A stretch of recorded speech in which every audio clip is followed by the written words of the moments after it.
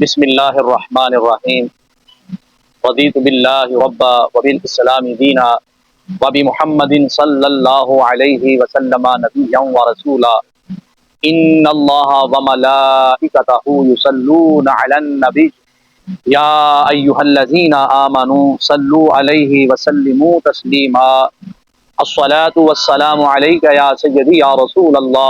وعلی آلک واصحابک یا سیدی یا خاتم المعصومین۔ محتشم سامعین حضرات،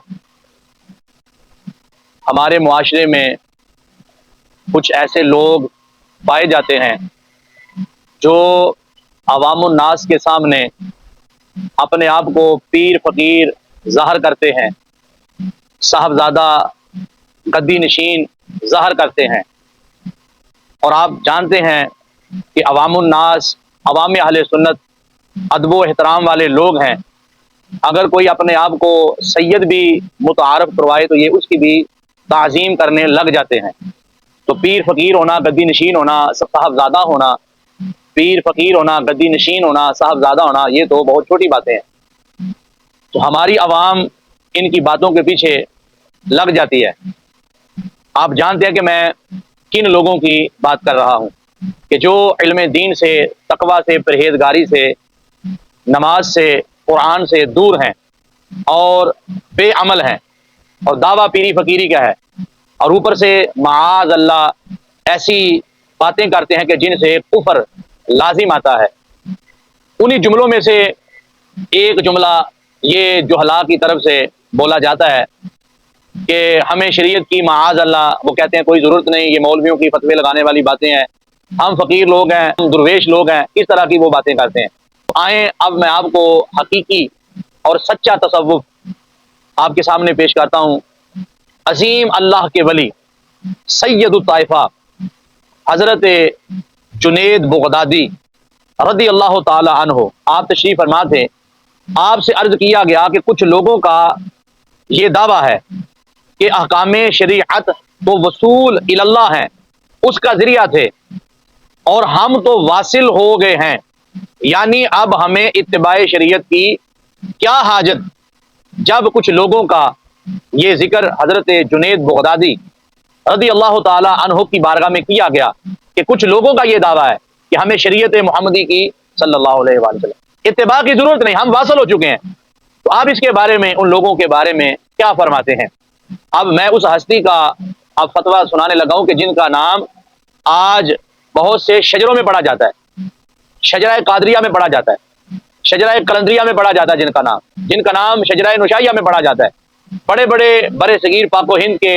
سلاسل میں ان کا نام بطور ورد پڑھا جاتا ہے۔ تو جب ایسے لوگوں کی بات کی گئی کہ جو کہتے ہیں واصل ہو چکے ہیں، ہمیں شریعت کی اتباع کی ضرورت نہیں، تو آپ نے کیا جواب دیا سنیے۔ تو آپ نے فرمایا وہ سچ کہتے ہیں، واصل ضرور ہو چکے ہیں، واصل ضرور ہو گئے ہوں گے، مگر جانتے ہو کہاں تک؟ جہنم تک۔ اور مزید فرمایا ان لوگوں کے بارے میں، فرمایا ایک تو وہ جہنم تک واصل ہو چکے ہیں، خدا تک واصل نہیں ہو سکے، رسول پاک صلی اللہ علیہ وآلہ وسلم تک واصل نہیں ہو چکے، کسی اللہ والے تک وہ واصل نہیں ہو چکے، کہاں واصل ہو چکے ہیں؟ جہنم تک واصل ہو چکے ہیں۔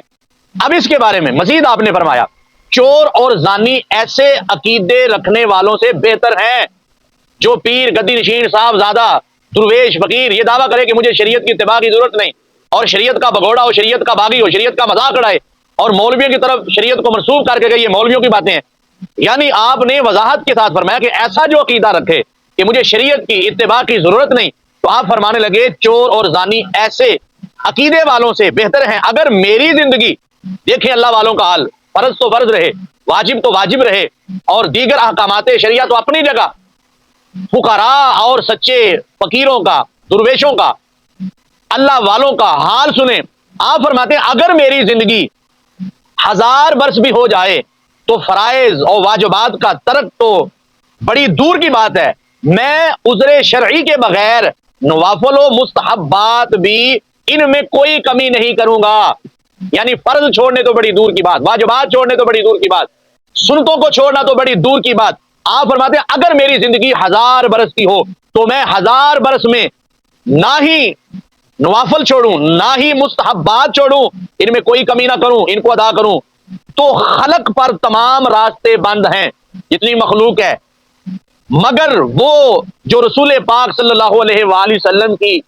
نشان قدم کی پیروی کرے تو وہ خدا تک پہنچے گا، کہ جو رسول پاک صلی اللہ علیہ وآلہ وسلم کی سنت کی، آپ کی شریعت کی اتباع و پیروی کرنے والا ہے۔ مگر آج الا ماشاءاللہ ہمارے معاشرے میں تو محفلیں لینے کے لیے،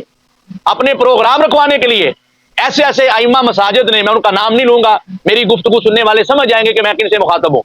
تو وہ امام مسجد ہو کر، خطیب ہو کر،